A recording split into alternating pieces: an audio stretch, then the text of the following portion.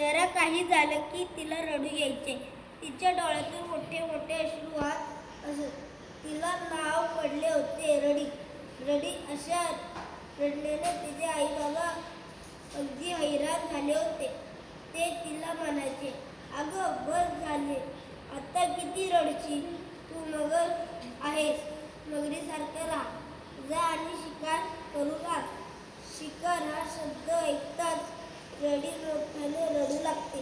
आतापर्यंत रडीची आई वडील शिकार करून रडीला खाऊ घालायचे. रडी स्वतःला कुकुर समजत असे.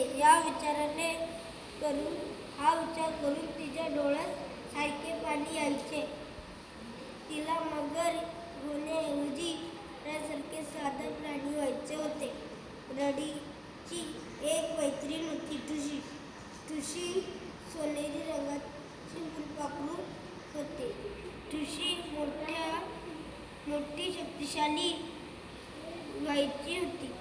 जरा काही झाले की ती म्हणायची, देशील का ठसा. रडी आणि ठुशी यांची जोडी खरोखरच मजेशीर होती. रडी सरोवर वाहत असताना ठुशी तिच्या डोक्यावर बसली असायची. बाकीचे मगर त्यांच्याकडे बघून खूप हसायचे, पण त्यांना त्याची मुळीच पर्वा नव्हती.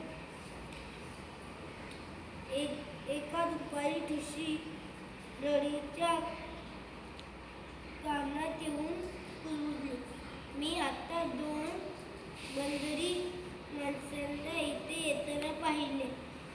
बहुतेक ते मगरीच्या चमड्यासाठी त्यांना मारत येत होते. रडी म्हणाली, का त्यांना स्वतःची चमडी नाही आहे का?